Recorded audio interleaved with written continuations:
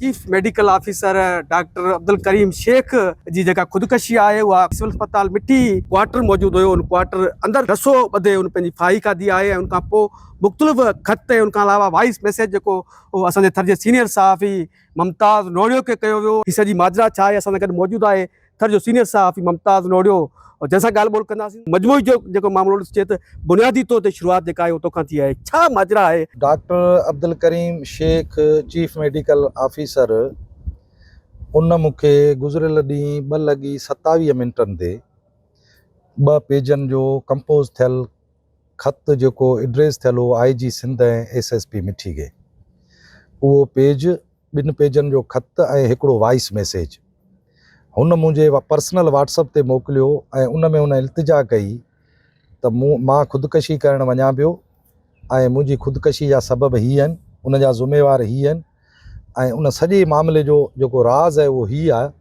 As a तव्हां working journalist आहियो ऐं मुंहिंजो ही पब्लिश कजो ऐं मीडिया ताईं पहुचाइजो, अगरि तव्हां न पहुचायो त तव्हां ख़ुदा जा ॾुआरी थींदा।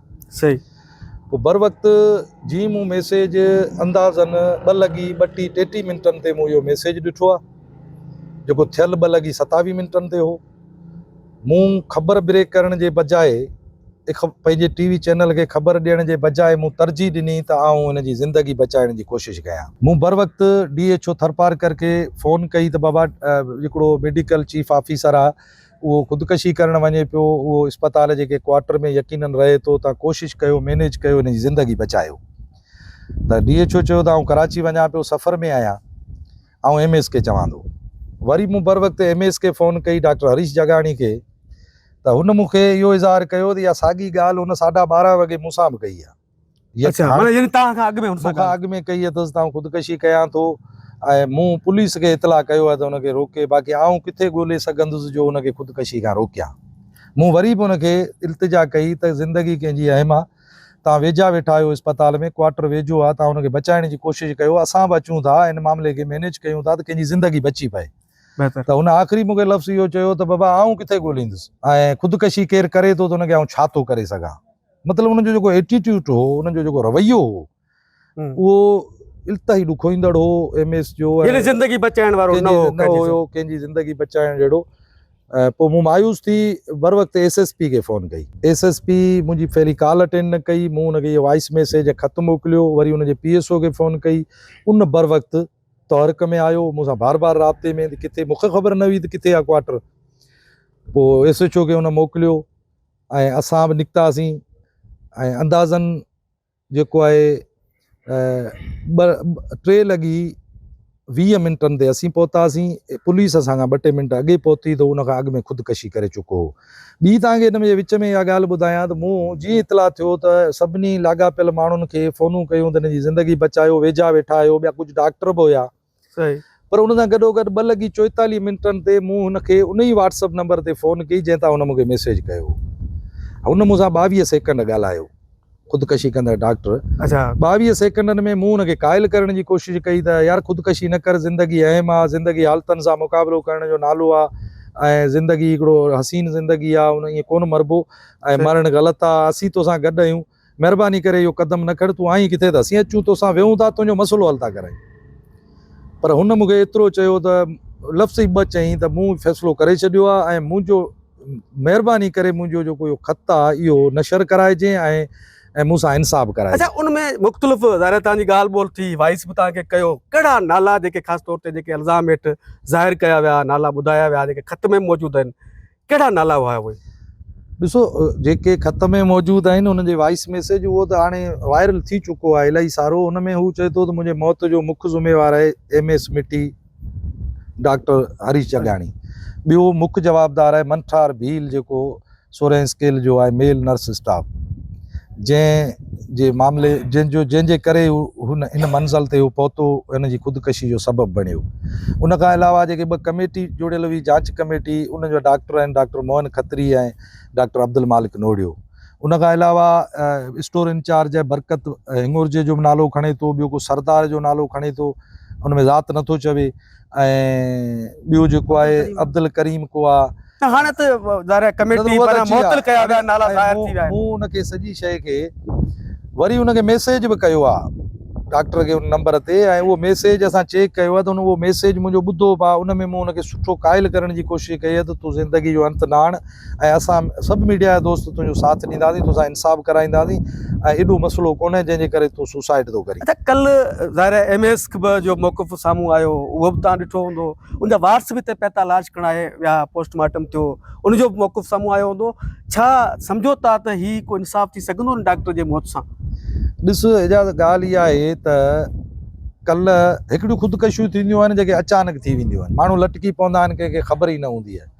हुन 2-2.5 कलाकनि खां मुसलसल हुन ज़िम्मेवार माण्हुनि सां कुझु जहिड़े जीअं मूंसां हुन राब्तो कयो ऐं असां जेकॾहिं चाहियूं हा त हुनजी ज़िंदगी बचाए थी सघियासीं। मूंखे सिर्फ़ु अधु कलाकु मिलियो, उन में मूं फ़ोन कया, निकितुसि, मुंहिंजो घरु 15-20 मिंटनि जे सफ़र ते हो। मूं MS खे बर वक़्तु फ़ोन कयो, जॾहिं MS खे 12:30 वॻे हू चवे थो त आउं ख़ुदकशी थो कयां, ख़ुदकशी 3 वॻे थो करे, त हुन वटि अंदाज़न 2.5 कलाक हुआ MS वटि। ऐं MS जेकॾहिं चाहे आहे, MS अस्पताल जो हेड आहे, हुनखे कुझु डॉक्टर मोकिले बि उनखे एंगेज करे डॉक्टर बचाए मोकिले पाण वञे मैनेज करे त हुनजी ज़िंदगी बची पए सघी। हिननि हुनखे सफ़ा सीरियस न वरितो ऐं हुननि इनखे मतिलबु ईअं हुनखे इंसान ई न सम्झो। जेकॾहिं हीउ चाहिनि हा त इन में हू ज़िंदगी हुनजी बचाए पई सघिया। ऐं उन खां अलावा हुन ख़त जॾहिं कंपोज़ करायो आहे, उतां बि MS खे कंहिं माण्हू फ़ोन कई आहे त बाबा हीउ ख़त कंपोज़ करियो पियो वञे।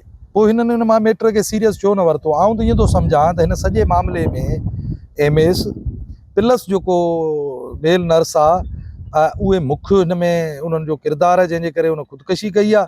ॿिया जिन जा नाला वठे थो, जिन जे बाबति हू चवे थो त हुननि मूंखे टार्चर कयो आहे, अज़ियत ॾिनी आहे, 10-12 ॾींहंनि खां सुतो न आहियां। ॾिसो 1 मार्च जो वाक़ियो आहे जेको हुनखे हिकिड़ो मेल नर्स स्टाफ जेको आहे गार गंद करे थो, उहा बि ऑडियो वायरल थी वई आहे। ऐं 13-14 ॾींहंनि ताईं हुनजो को हल नथो कढियो वञे त माण्हू मायूस थो थिए ऐं हुन मायूसी में ज़िंदगी जो अंत आंदो आहे। आउं सम्झां थो त हुन जे मौत जो सबबु बराए ख़ुदकशी जे बुनियाद ते हुन ते केस दाख़िल थियणु खपे ऐं जिन जा हुन नाला खयां आहिनि उन्हनि सभिनी खां जांच थियणु खपे। उन में जिन माण्हुनि तां साबितियूं गुज़रनि थियूं त उन्हनि जे मथां केस दाख़िल थियणु खपे। ऐं हिन क़िस्म जो हिकिड़े 19 गिरेट जे ऑफिसर सां रवैयो ऐं उनखे ख़ुदकशी ते मजबूर करणु इहो वॾो कानूनी ॾोह आहे। ऐं अहिड़े क़िस्म जे ही मामले खे 24 कलाक गुज़रनि पिया, पुलिस जो रवायती किरदारु जेको माज़ी पाण नज़र ईंदो आहे जेके ख़ुदकशियुनि जे मामलनि ते या ॿिया जेके वॾा मामला थी वेंदा आहिनि उन ते पुलिस जो कंहिं बि क़िस्म जी हरकत नज़र नथी अचे, कंहिं बि जवाबदार खे हेसि ताईं हिरासत में न वरितो वियो आहे। कमेटी जेका क़ाइमु थी आहे सिहत खाते पारां, उहा कमेटी सिर्फ़ु ऑफिस ताईं मौजूदु आहे, उते बयान कलमबंद कया वञनि पिया। अहिड़े तरीक़े सां मक़ामी चूंडियल नुमाइंदा जेके थरपारकर जा आहिनि, छाकाणि थरपारकर जी सिविल अस्पताल जेका आहे उहो तमामु वॾो मॉडल अस्पताल करार ॾिनी वञे थी। उन अस्पताल में अहिड़ा वाक़िया ऐं उनखां पोइ मुख़्तलिफ़ इंकशाफ़ात जेके साम्हूं अचनि पिया थी, मेल नर्स वग़ैरह जेके आहिनि उहे पाण ड्यूटी न कंदा हुआ, उहे पाण पंहिंजा अर्दली जेके माण्हू रखियल आहिनि उहे कंदा हुआ। सॼी माजरा में त मक़ामी चूंडियल नुमाइंदनि जो, पुलिस जो ऐं ख़ासि तौर ते सिहत खाते जी मैनेजमेंट जो छा ॾिसो पिया हाल? ॾिसो सिहत खाते जी मैनेजमेंट जो इहो ई हाल पाण ज़िक्र कयो आहे त सिहत खातो एडवांस हिकिड़े अहम उहिदे ते फ़ाइज़ MS आहे, जंहिंखे 2.5-3 कलाक अॻु ख़बर थी पए त मुंहिंजी अस्पताल जो 19 गिरेट जो ऑफिसर सुसाइड करणु वञे पियो, उनखे हू बचाइण जी कोशिशि नथो करे। उनजी ज़हनी कैफ़ियत ऐं उनजी महारत ऐं उनजी क़ाबिलियत मां तव्हां इहो अंदाज़ो लॻायो त थर जी मिठी जी वॾे में वॾी अस्पताल जे MS जी क़ाबिलियत छा आहे। सही, उन मां ई तव्हां अंदाज़ो लॻायो त बाक़ी अस्पतालनि जी ऐं सिहत खाते जी मैनेजमेंट जो छा असरु हूंदो।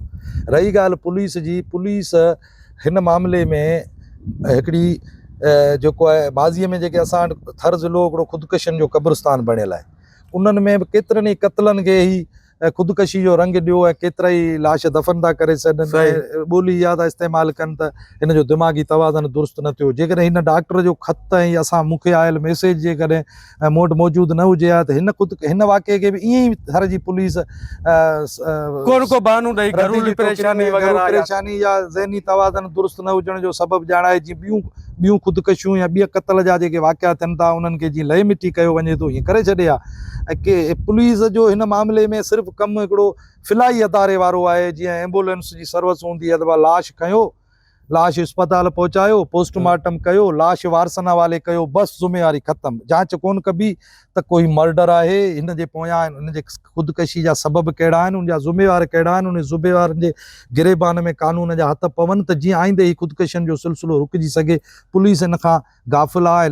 पुलिस इन मामले ते पंहिंजो टाइम ऐं वक़्तु ज़ाया ई कोन थी करणु चाहे। ऐं पुलिस इन ई मामले में दिलचस्पी वठे थी जंहिंमां उनखे को डायरेक्टली को बेनिफिट आहे, पोइ कहिड़ी बि सूरत जो बेनिफिट हुजे उन में पुलिस जी वॾी माना दिलचस्पी आहे।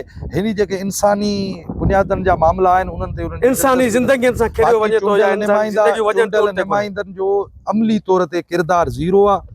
ऐं चूंडियल नुमाइंदनि जो हिन वक़्त ताईं जेके आउं हिकिड़ो सीनियर जर्नलिस्ट आहियां, मुंहिंजी ऑब्ज़र्वेशन आहे त उन्हनि जो हर मामले में रुॻो ई न पर थर जा जेके बि ॿिया इन क़िस्म जा मामला थियनि था उन में उन्हनि जो किरदारु हमेशह समूरी चूंडियल नुमाइंदनि जो मशकूक रहे थो। नोटिस वठी हक़ीक़ी माना में हिन मामले जूं नोटिस वठी ऐं उन्हनि जूं इंक्वायरियूं कराइनि, ज़िम्मेवारनि खे जेतिरी बि उनजी ॾोह आहे उनजी सज़ा ॾियारीनि त हिन क़िस्म जा वाक़िया पेश न अचनि। महिरबानी मुमताज़ नोड़िया। जनरली तौर ते असां छाकाणि जेको गुज़िरियल ॾींहुं ही वाक़ियो जेको डॉक्टर अब्दुल करीम शेख जी ख़ुदकशी वारो वाक़ियो जेको पेश आयो उन ते ॻाल्हि ॿोल कईसीं पिए छाकाणि सिहत खाते पारां जेका 4 मुलाज़िम आहिनि उन्हनि खे त मुअतल कयो वियो आहे। बाक़ी जेके अल्ज़ाम हेठि आयल डॉक्टर जेके आहिनि उन्हनि जे ख़िलाफ़ कंहिं क़िस्म जी कार्रवाई जेका आहे उहो न थी सघी आहे। ऐं 3 रुकनी जेका तव्हांखे ॿुधायां त कमेटी क़ाइमु कई वई आहे जंहिंमें डायरेक्टर जनरल सिंध ऐं उनखां अलावा डिप्टी सेक्रेटरी ऐं डिप्टी कमिश्नर थरपारकर उनजी सरबराही में कमेटी क़ाइमु थियल आहे। कमेटी जेका आहे उहा हाणे क़ाइमु थी आहे, उनखां अॻु में बयान कलम थियनि पिया। उनखां अलावा तव्हांखे ॿुधायां त